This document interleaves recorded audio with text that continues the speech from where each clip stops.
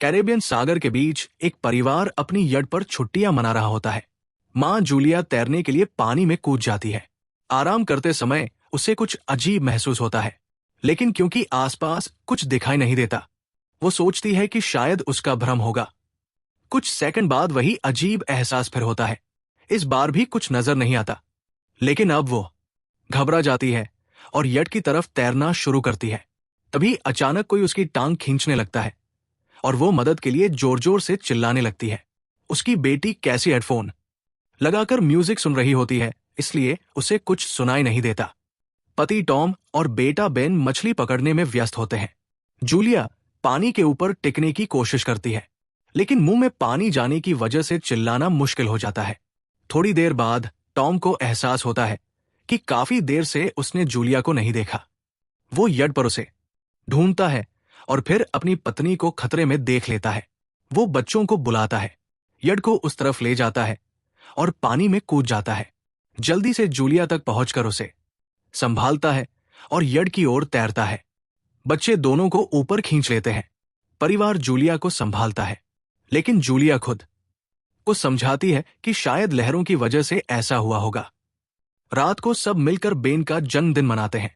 कैसी को उसके बॉयफ्रेंड का कॉल आता है तो वो लैपटॉप लेकर बाहर चली जाती है। वीडियो कॉल में उसका बॉयफ्रेंड दिखाता है कि शहर के ऊपर बड़े बड़े काले बादल छा गए हैं। कॉल ग्लिच होकर फ्रीज हो जाती है। कैसी ये बात परिवार को बताने आती है, लेकिन टॉम कहता है कि शायद जमीन से दूर होने की वजह से सिग्नल कमजोर है। तभी सबको एक आवाज सुनाई देती है। वे सब बाहर जाते हैं और देखते हैं कि व्हेल मछलियों का एक समूह गुजर रहा है। टॉम समझाता है कि व्हेल मछलियां हमेशा पृथ्वी के मैग्नेटिक फील्ड को फॉलो करती है, लेकिन जब तूफान आता है तो वे कंफ्यूज हो जाती है। अचानक यट जोर से हिलती है और बेन गिर जाता है। टॉम को चिंता होती है कि कहीं यट को नुकसान तो नहीं पहुंचा, इसलिए वो डाइव करके नीचे चेक करने चला जाता है। कुछ देर बाद वो सतह पर वापस आता है, लेकिन उसके कंधे पर एक बड़ा घाव होता है। जूलिया तुरंत उसका जख्म सीती है। टॉम बताता है कि पानी के अंदर उसे ऐसा लगा जैसे उसके पीछे कोई बहुत बड़ा जीव था, लेकिन जब उसने मुड़कर देखा तो प्रोपेलर से कट लग गया। वो कहता है कि जो भी चीज थी बहुत बड़ी थी। टॉम को यट पर काफी नुकसान दिखाई देता है, इसलिए उन्हें मदद बुलानी पड़ती है। जूलिया बार बार रेडियो पर कोशिश करती है। कैसी फोन पर सिग्नल ढूंढती है, लेकिन कुछ भी काम नहीं करता। तभी कैसी को एक अजीब सा जीव दिखाई देता है और वो चिल्ला उठती है, लेकिन वो तो बस बेन होता है जो मास्क पहनकर मजाक कर रहा होता है। कुछ देर बाद यट पूरी तरह बंद हो जाती है और समुद्र के बीच में फंस जाती है। जूलिया रेडियो में एक आवाज सुनती है, लेकिन आवाज इतनी खराब होती है कि उसे कुछ समझ नहीं आता। टॉम परिवार को बताता है कि उनके पास सिर्फ 4 दिन का खाना पानी बचा है और अब उन्हें किसी मछली पकड़ने वाली नाव का इंतजार करना होगा। अचानक रडार पर कुछ डिटेक्ट होता है और परिवार को एक अजीब सी आवाज सुनाई देती है। सब दौड़कर बाहर आते हैं और हैरानी से देखते हैं कि कई सारे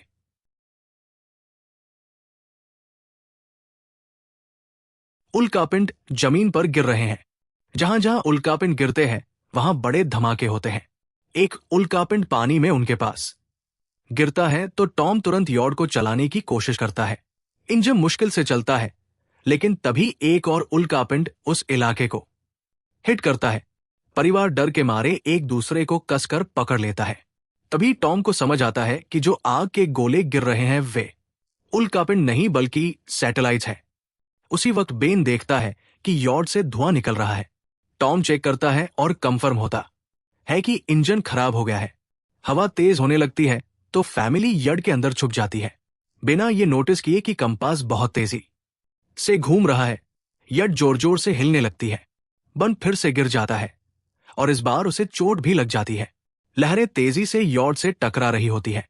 टॉम स्ट्रगल करके बाहर जाता है और लाइफ जैकेट्स लेकर आता है। तभी पावर चली जाती है। टॉम तुरंत पावर बॉक्स का बटन प्रेस करता है और लाइट वापस आ जाती है। उस वक्त बेन नोटिस करता है कि जूलिया की नाक से खून बह रहा है। जूलिया को चक्कर आने लगते हैं, जबकि कैसी सिंक पर जाकर उल्टी कर देती है। टॉम रेडियो ट्राई करता रहता है पर सिग्नल नहीं मिलता। अचानक एक तेज हाई पिच नॉइज आती है और हवा और भी स्ट्रांग हो जाती है। जूलिया दरवाजे बंद करने की कोशिश करती है पर एक हैच खुल जाता है और हवा खिड़कियां तोड़ने लगती है। टॉम एक फ्लेयर जलाता है और थोड़ी देर बाद अंधेरा छा जाता है। अगली सुबह फैमिली शॉक में उठती है कि वो स्टॉर्म से बच गए हैं, लेकिन यॉट आधी तबाह हो गई होती है। जब वो बाहर आते हैं तो देखते हैं कि समुंदर का पानी गायब हो गया है और यट अब जमीन पर अटकी है। सब ये देखकर शॉक में आ जाते हैं। कैसी सिग्नल चेक करती है पर नेटवर्क बिल्कुल डाउन होता है। बन दो मरे हुए केकड़ों से खेलने लगता है। टॉम कंपास चेक करता है और देखता है कि वो उल्टा हो गया है। ये आखिरी बार 7 लाख साल पहले हुआ था। कैसी को लगता है कि उसका बॉयफ्रेंड मर गया होगा और वह टूट जाती है। जब जूलिया उसे समझाने आती है तो कैसी उसे दूर कर देती है और छुपने चली जाती है। जूलिया और टॉम बची हुई सप्लाई देखते हैं। बेन अपने बर्थडे बलून्स एक पत्थर से बांध देता है ताकि शायद कोई बचा हुआ सर्वाइवर देख ले। टॉम फिर रेडियो ट्राई करता है और इस बार एक आदमी से कनेक्शन हो जाता है। उसका नाम नाव होता है और वह एक सबमरीन का कैप्टन होता है। उसकी सबमरीन भी लैंड पर अटक गई है। वो कंफर्म करता है कि मैग्नेटिक पोल्स रिवर्स हो गए हैं, इसलिए ओशन पीछे हट गया है और जमीन डूब गई है। वो कहता है कि उसने अभी तक और सर्वाइवर्स नहीं देखे और कम्युनिकेशन सिस्टम्स बिल्कुल डाउन हो गए हैं। वो मजीद ये भी कहता है कि पोल्स फिर रिवर्स होंगे और शायद एक हफ्ते में समुंदर वापस आ जाएगा। वो फैमिली को वार्न करता है कि जितना हो सके ऊंची जगह चढ़ जाओ, क्योंकि जब पानी वापस आएगा तो वो बहुत खतरनाक होगा। वो बोलता है उसका पार्टनर क्रैश में मारा गया और सबमरीन में बस 3 लोगों की ही जगह है।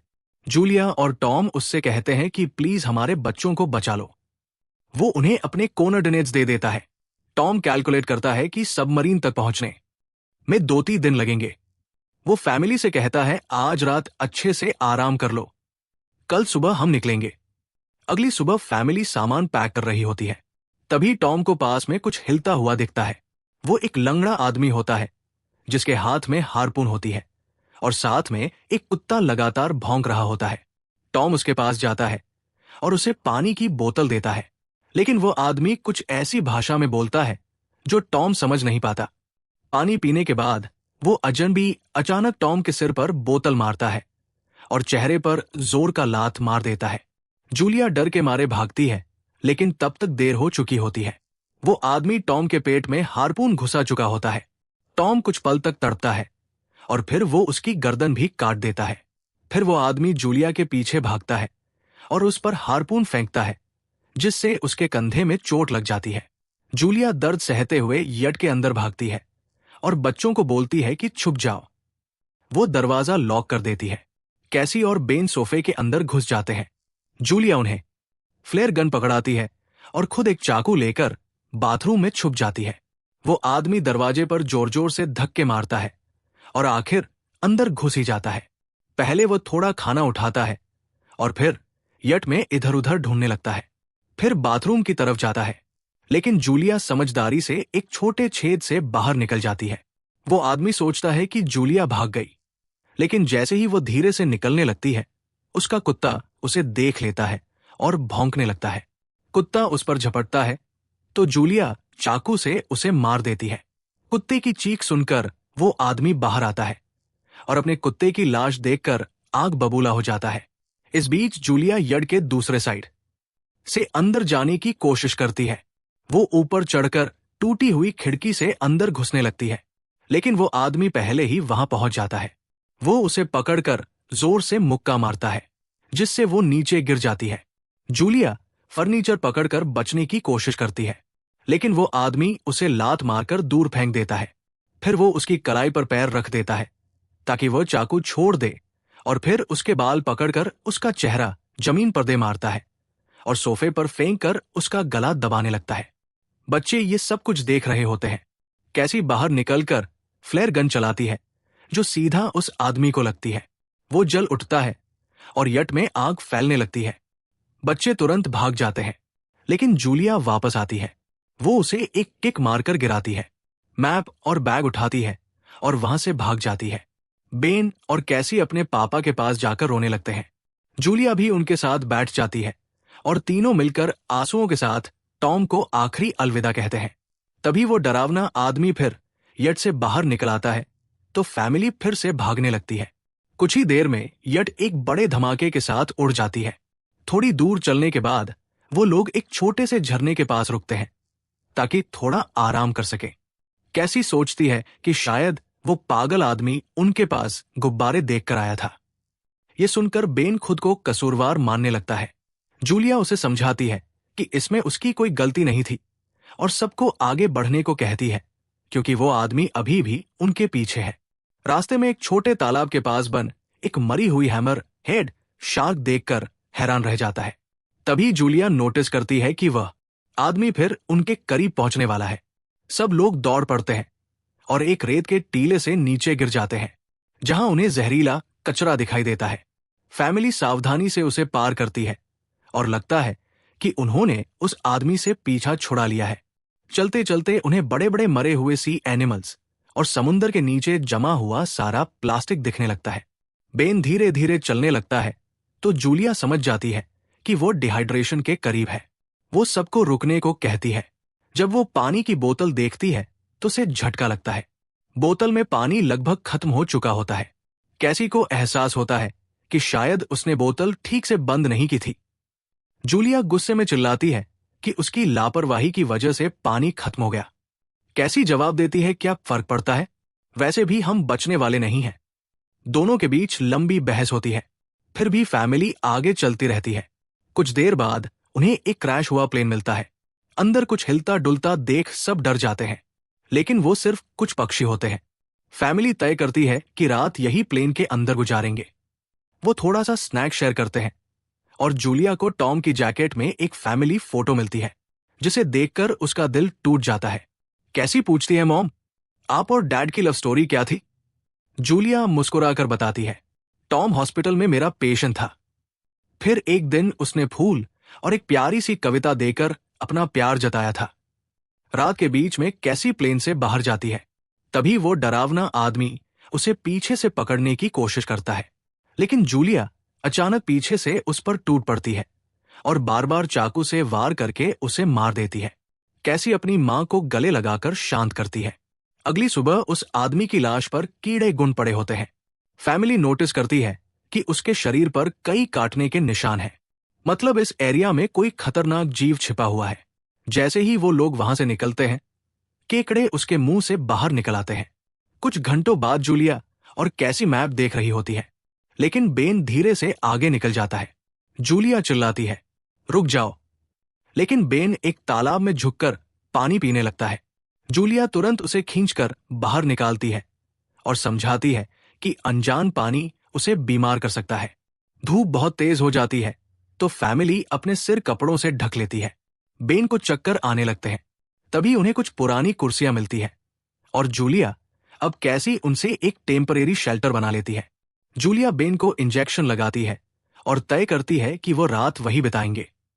सुबह जूलिया एक अजीब सी आवाज सुनकर उठती है। बाहर जाकर देखती है तो क्रैब्स का एक बड़ा झुंड उनकी तरफ आ रहा होता है। वो तुरंत बच्चों को उठाती है और तीनों भागना शुरू कर देते हैं। भागते भागते उन्हें एक बड़ा कार्गो शिप दिखाई देता है। वहां 3 क्रू मेंबर्स जिंदा होते हैं। एक औरत उनकी मदद करना चाहती है, लेकिन बाकी 2 आदमी मना कर देते हैं और तीनों फैमिली को बाहर छोड़कर कंटेनर लॉक कर लेते हैं। क्रैब्स पास आ जाते हैं। जूलिया बच्चों को कंटेनर के ऊपर चढ़ाती है। खुद जब चढ़ने लगती है तो क्रैब्स उसके पैर को जोर से काट लेते हैं।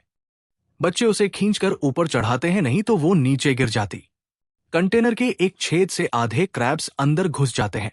क्रू मेंबर्स फायरिंग शुरू करते हैं, लेकिन क्रैब्स उन पर हावी हो जाते हैं और दोनों को मार डालते हैं। आखिरी आदमी छत के होल तक पहुंचता है, लेकिन क्रैब्स उसे भी नीचे खींच लेते हैं और वह भी मर जाता है। जूलिया अपने जख्म पर पट्टी बांधती है और बेहोश हो जाती है। कुछ देर बाद जब वो उठती है तो खुद को रेत के तूफान के बीच अकेली पाती है। वो घबराकर बच्चों को ढूंढने लगती है। एक मरी हुई औरत का हथियार उठाती है और जोर जोर से चिल्लाती है। कैसी उसकी आवाज सुनकर लौट आती है और बताती है कि वह और बेन मदद ढूंढने गए थे, लेकिन कोई नहीं मिला। फिर दोनों बेन से मिलते हैं, जिसे एक खुला कंटेनर मिलता है जहां वो तूफान खत्म होने तक रुक सकते हैं। जूलिया टॉम का लाइटर निकालती है और अपने जख्म को जलाकर बंद करती है, जो बेहद दर्दनाक होता है। तूफान थमने के बाद उन्हें एक और कंटेनर मिलता है जिसमें बहुत सारी पानी की बोतलें होती है। बॉडी चेक करते वक्त उन्हें एक रेडियो और एक गन भी मिलती है। जूलिया नाव से संपर्क करती है और बताती है कि मैप खो गया है। इस पर नाव बताता है कि उन पर आर्थ्रोपॉड्स ने हमला किया था।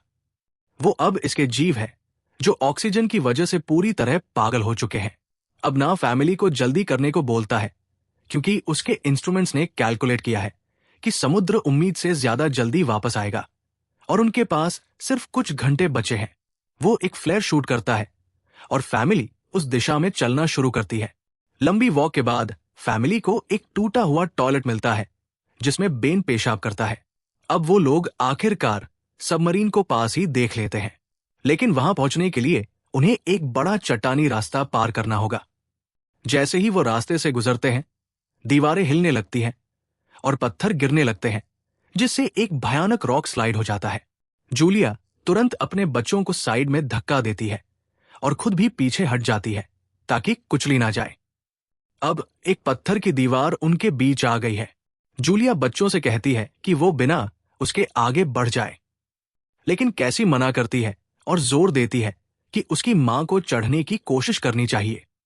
बहुत बहस होती है और चिल्लाने के बाद जूलिया वादा करती है कि वो बाद में अपने बच्चों को ढूंढ लेगी। मजबूर होकर कैसी अपने भाई को खींचकर आगे ले जाती है। बच्चे चट्टानी रास्ता चढ़कर सबमरीन की तरफ भागते हैं, लेकिन वहां पहुंचकर देखते हैं कि नाव बाहर खून में लथपथ पड़ा है।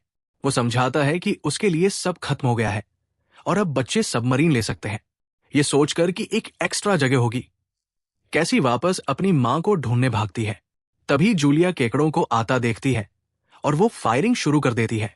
कुछ केकड़ों को वो मार देती है, लेकिन झुंड बहुत बड़ा होता है और सबसे लड़ना मुश्किल हो जाता है। उसी वक्त कैसी दीवार के ऊपर दिखाई देती है और हाथ आगे बढ़ाती है तो जूलिया अपने घायल पैर के बावजूद तेजी से चढ़ना शुरू करती है। कैसी की मदद से वो दूसरी तरफ पहुंच जाती है और दोनों साथ में सबमरीन की तरफ भागते हैं। बेन पहले से ही ऊपर खड़ा होता है और फायर खोल देता है ताकि केकड़े डिस्टर्ब रहे जब तक फैमिली ऊपर चढ़ जाए। केकड़े नाव के शरीर तक पहुंचते ही तुरंत उसे खाने लग जाते हैं। जूलिया गन उठाती है और फायरिंग जारी रखती है जब तक बच्चे अंदर चले जाएं।